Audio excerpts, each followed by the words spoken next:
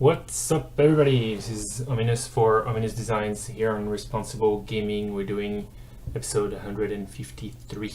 I don't know you, but it's been a tough week. Hopefully this will be a nice moment, a little bit of a cheer up moment for us all, and we'll have a good time. I've sort of taken out last week off, but we're back. We're back so what we're gonna do today, I called them switches based on development, software programming. Those cards you will see, you might know what I'm talking about, are going to do all sorts of different things based on a certain type of condition. This is very vague, therefore I will show you right now.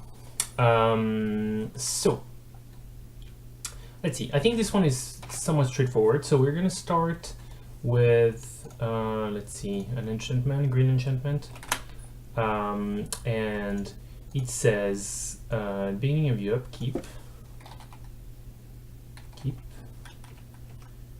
reveal the top card of your library,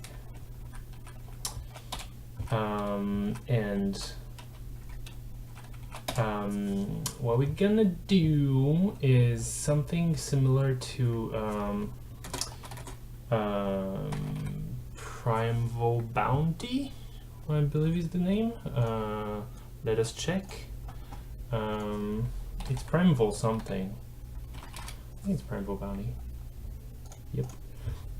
So Primeval Bounty gives you creatures when you cast a creature. It gives you +1, 3+1/+1 when you cast a non-creature, and gives you 3 life when you play a land. Super sweet. So what we're gonna do is, if you reveal, so how do I write this? If this, oh well, there is another card that does something more similar to what I want. Top card of your library, reveal creature, land, something like that. Color green. So I want a different effect based on what kind of top card of your library, not reveal, reveal. And I'm thinking those guys. As long as it's okay, the library is a creature card. Yeah, no, I don't exactly want that. How about no? Basically, I want to say if it's a creature, do something. If it's a card, do something else. Do I have the exact template somewhere? There's no if, huh? If. Alright, never mind. So we'll invent it. If this card, I guess, if that card is a creature card. So what was my idea? Oh, that's not what I wanted to do for this one, is it? Okay. I see. Yes. So if that card is a land, create a 0/2 green land token. All right. If that card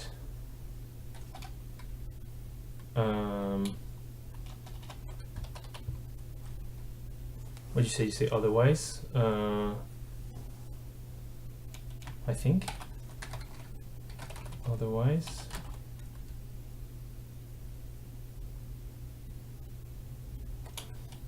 God, I'm just so kind of a little bit lost today. Otherwise,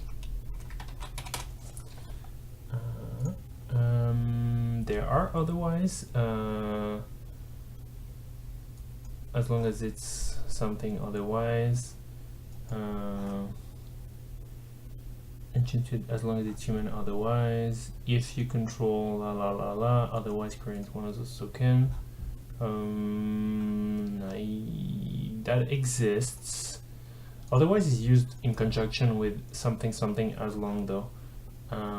If it's a land card, put it on the battlefield. Otherwise, put that card in your hand. That's good. That's similar to what I'm looking for.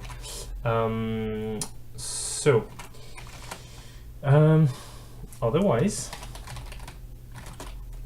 if that card's converted mana cost is I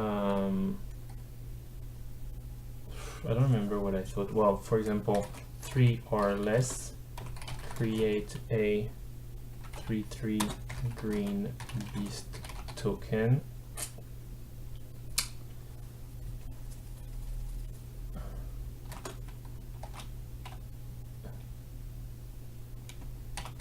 Otherwise, create a, I don't know, I'm not sure, maybe the 6/6 green worm token. So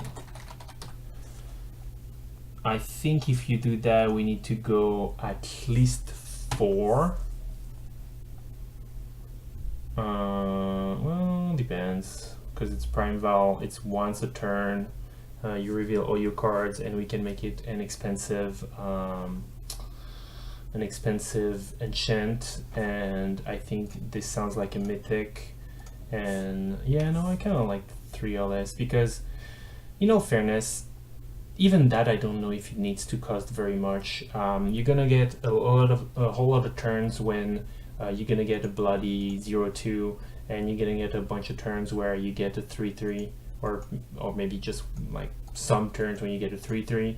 So when finally you get your first 6/6 without trample, I think you cannot just make that super rare. So now, how little can we cost this? Honestly, I think we can cost it as little as 5, but I might be mistaken. Prime Val Bounty is nuts. Look at this thing. Look at this thing. Prime Val Bounty. Prime Val Bounty. It costs 1 more, and whatever creature gets you a 3/3. Whatever non-creature gets you 3 +1/+1s. I guess it's, I mean, it's obviously very good, but it's actually 3 +1/+1 is just about similar power level as a 3/3. Usually better, sometimes worse, but just about the same power level. And 3 life is good, probably slightly less. So we kind of average around similar power level than making a 3/3 every turn. In our case, we're making a 3/3, or we're making an 0/2, or we're making a 6/6, which also basically average to the same thing, especially if cards that are lands or 3 mana are still going to be more than half your deck, probably. Yes, definitely, because lands are going to be a third, and then if you divide the rest of the cards between less and more than 3, you could have more cards that are more than 3 than cards that are less than 3, I guess. But yeah, okay. Well, still, it's close to the middle, I think. Whoops, switch. All right. So I don't know. Maybe it needs to be. How much is this one? 6. Maybe it needs to be 6 as well.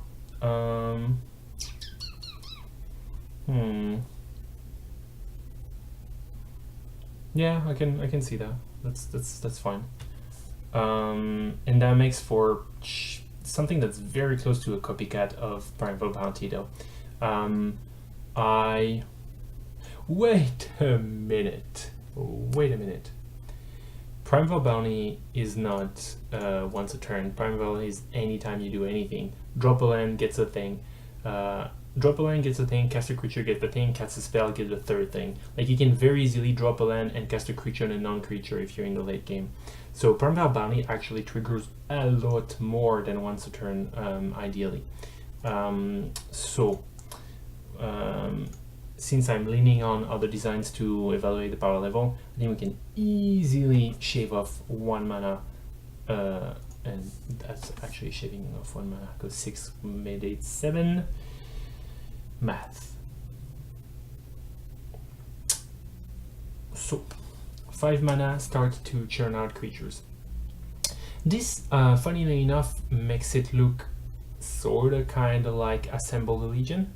Every time when you're on keep, you're gonna make not 1, 2, 3, 4, 5 soldiers, but instead kind of sorta steady stream of either 1/1 plants, 0/2 plants, or well, you know what I could do as well to boost up a little bit. I can do 1/1 insect. That's kind of flavorful, I think, and that kind of makes it a tiny little bit better, I think.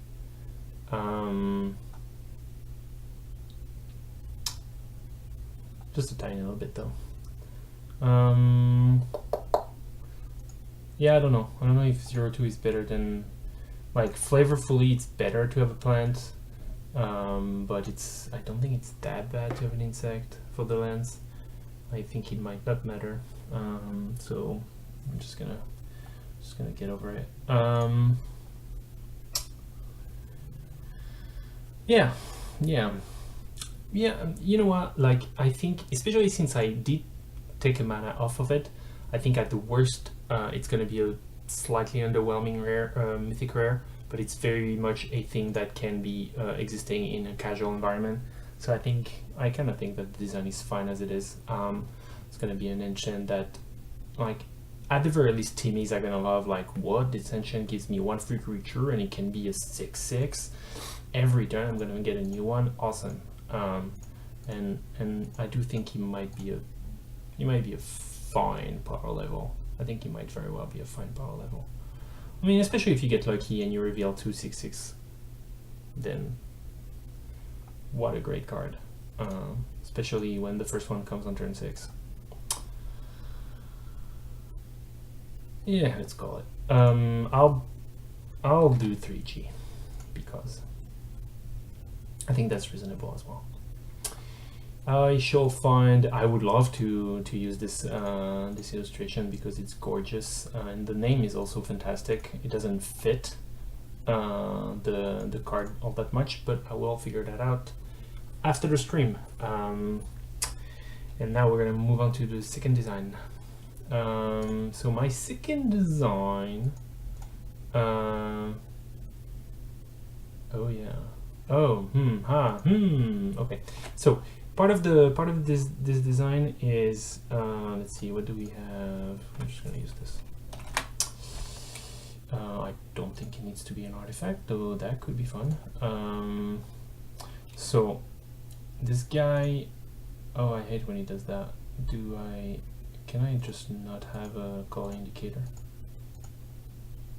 I don't need to, right? No, yeah, I don't. Wait a second.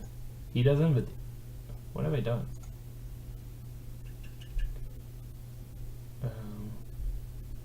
What?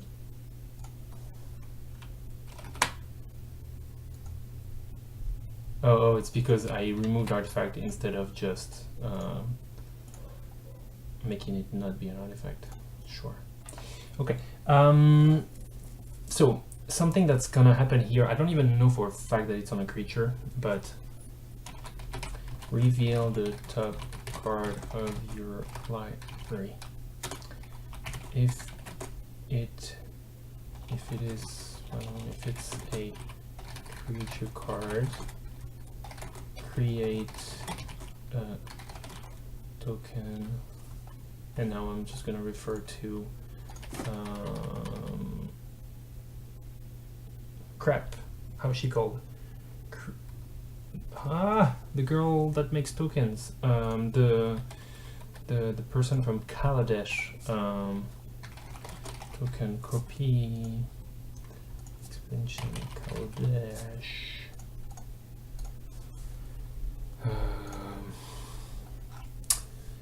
Create a token that's a copy of Yeah, okay.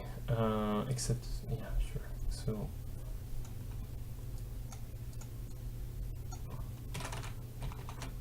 So create a token. Create a token. That's a copy of that card.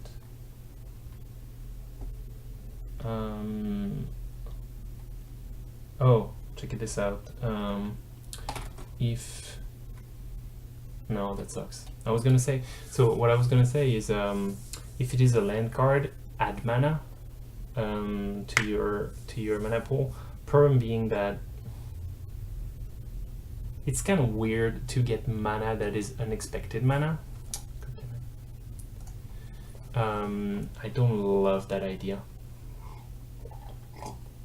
And it's got some very weird rules ramification, I think, in the sense that it is not a mana producing ability because it can do other things, which means things. It's too bad because I would have definitely done something with the land, but I do think it's not great to add mana in a random fashion like that.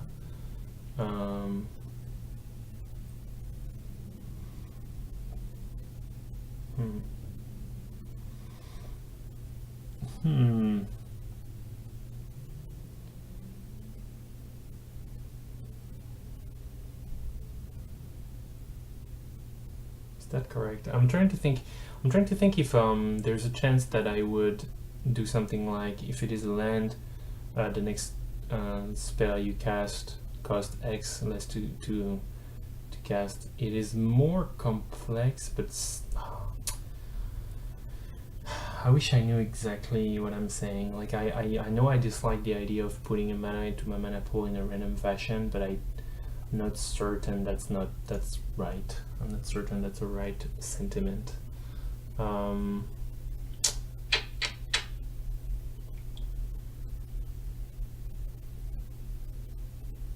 could just not do anything for lands. I mean, this, as it is quite likely not going to be a card that, I mean, it's quite possibly going to be Is-It, which makes mana producing pretty awkward and kind of not justified.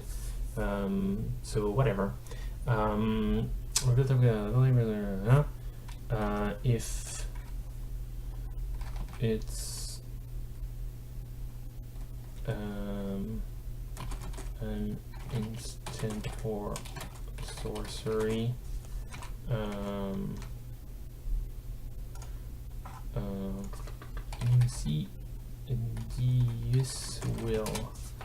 Insidious will copy target, copy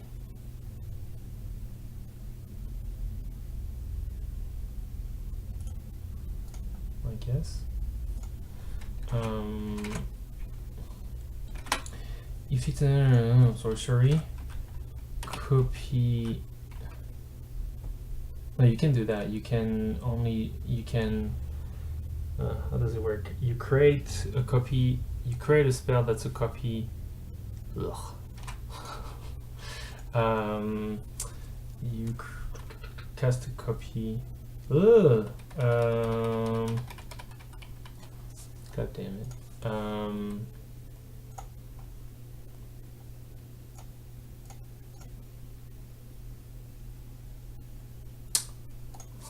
just don't even remember how they're called. I have an example in mind that is recycle. Isn't it merit? MTG. No, not Marin. So. Merit. Oh God, I'm forgetting everything. Okay, well, how about cast a copy? Cast a copy spell. It's not exactly a direct search either, but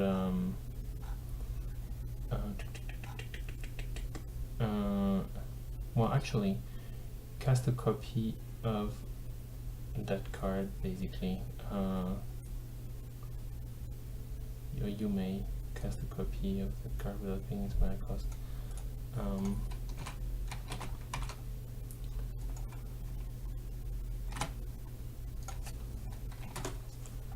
cast a copy of that card. What thing it's gonna cost? So basically, we're gonna have something that's gonna reveal a card, and it's gonna give you a copy of it. God damn it! It's gonna give you a copy of it, regardless of it being a creature or a spell. So now question is when. Question is when. So I see two things. I see an activated ability on a huge mythic creature, or I see an Enter the Battlefield ability.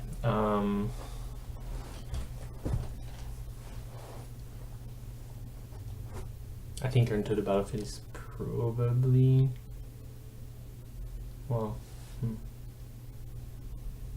maybe not.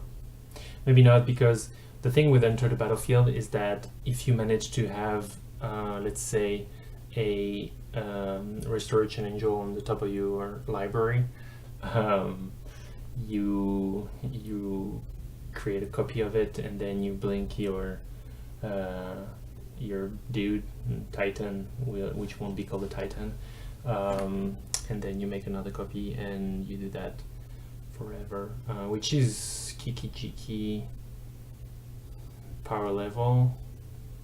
But this supposedly, so far I still think I'm gonna keep the card. Yeah, so yeah, I think I want something that costs a bunch of mana to activate. So it would be something like, and it would cost you a bunch, because I don't want it to be very abusable, which makes it a pretty risky proposition, right? Because you can still hit a land and get nothing.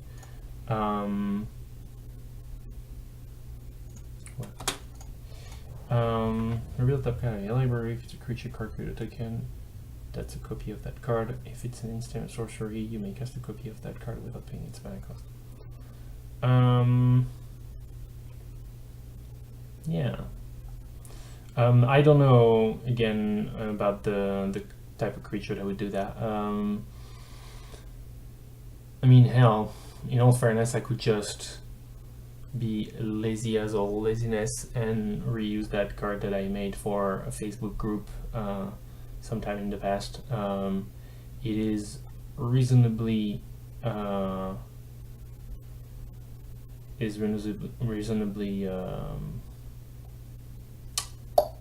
whoa, I get a lot of problem today expressing myself. It's reasonably fitting, I suppose, is what I wanted to say.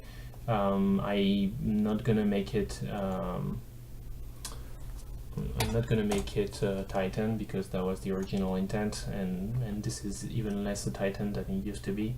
Could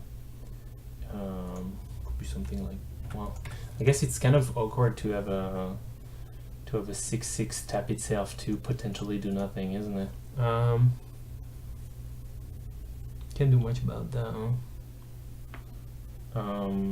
If I didn't make it tap, I think it would be a little ridiculous.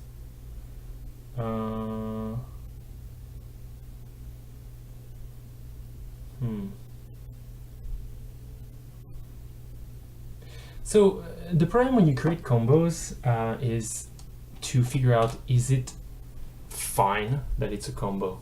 Like, without needing a tap, you could try and set up, try and find a setup in which you can copy a creature that's gonna somehow net you 4 mana, and therefore set up an infinite loop. The thing is it an easy to set up combo, basically? Because if it's, if it takes one card, then we're in trouble. I mean, I'm sure there is a bunch of creatures that can net you 4 mana when they enters the battlefield, then I guess. So it should be easy. It should be somewhat easy. Like I know at the very least the Brood Monitor creates gets you 3 colorless. So already if you had Brood Monitor on top and a couple of colored mana, you could probably create like freaking, you know, 5 copies for 6 mana. Well, it would cost you those colored mana. So if you had 6 mana, you could get 3 copies, etc., etc.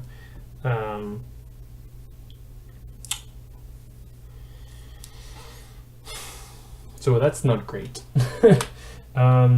So would we try and add this ability to a creature that would be more of a utility then and cost a lot of mana? Sure. I mean, why not? So what if you put this on a 2/3? So a card that gets out easily and can try and do its thing starting turn 4. Now the question becomes, can you set up ridiculous combos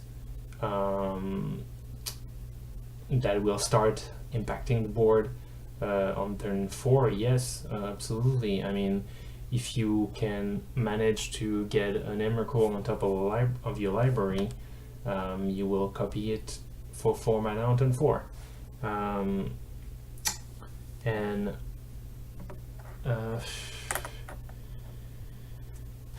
That is potentially a deal breaker. Is it definitely a deal breaker?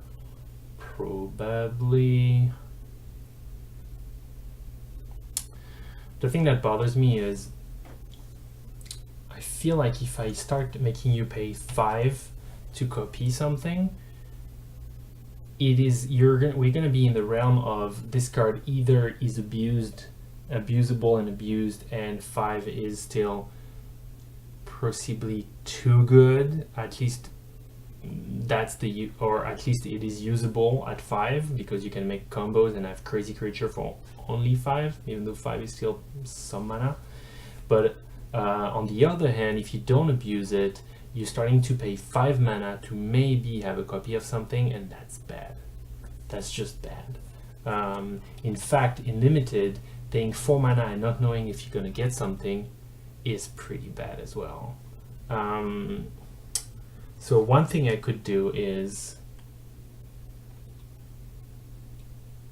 I could do this and reveal the top card of your library until you reveal a non-land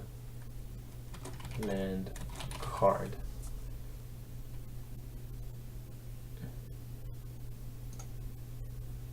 And if you, whoa.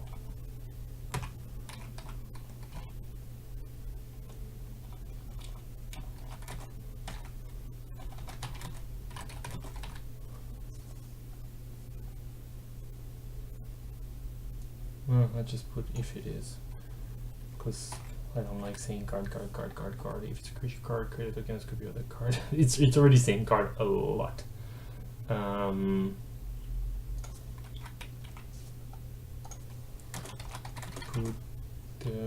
do you say, how do you do the ad nauseam?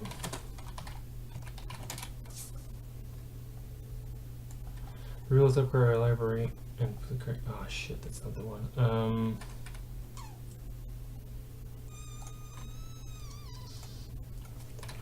Reveal until non-land.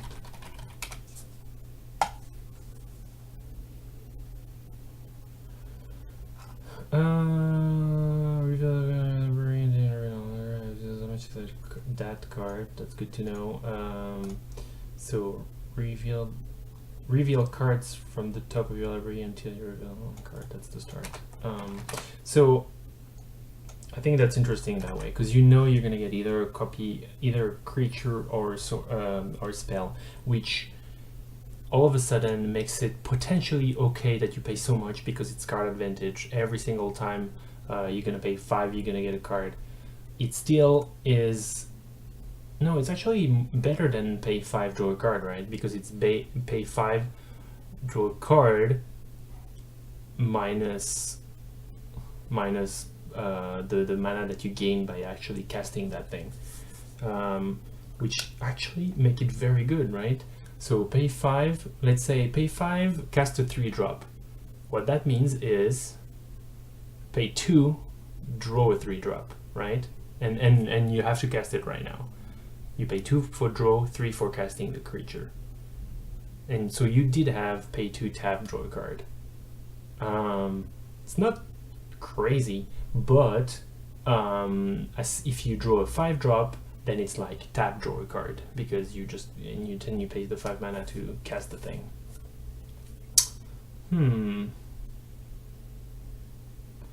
Okay, that's interesting. That card has tension. Put the revealed card on the bottom. In any order. A lot of text. Lots of text. But I think it's fun though. Like I said, paying 4, if you can have a setup, if you have an easy card, like if you have an equivalent of Sensei's Dividing Top, for example, and you can just decide to put Emrakul on top.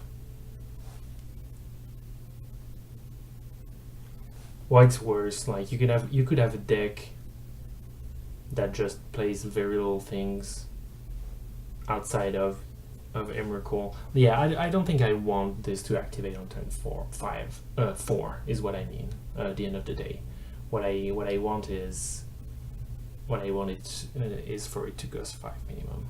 I think I'm pretty certain of that. I think it makes it for a fun card. I don't know if I'm gonna keep the golem. I might, because he's pretty sweet looking. It's not that much in flavor, but I'm feeling slightly lazy, I won't lie to you. I think this is a fine fit. So yeah, I think it's fun. I think it's definitely potentially abusable. I don't know if it's brokenable, like I said, just because it activates for 5. So no matter what, you're gonna get a copy of. I don't know that it's gonna be the end of the world, since you had to pay 3, keep a creature on the board, and then pay 5 again. And wait a turn for the summoning sequence. But what do I know? Cards are breakable, and this one definitely cheats cards. So I could understand if something goes wrong. But I quite like it as it is, I won't lie to you. Hope you like it as well. This is gonna be it for today. We have our 2 cards. As per usual, I will finish up with the flavor and the credits sometime very soon, and I will post all those cards alongside with the article, the corresponding article, and corresponding social links tomorrow on Twitter, Facebook, YouTube. For this video I'm gonna cut right afterwards, and you can see it on Responsible Gaming. Do like and subscribe. Again, that's very good for me to know what you like. Do tell me what you do like. Give me the feedback. Give me the advice. Give me the insults. Give me everything. Everything you got, you give it to me. Alright? Sounds good. Give me everything you have. That's gonna be it. Yep. So thanks for watching. I'll see you next week for 154. Big numbers. And until then, play responsibly.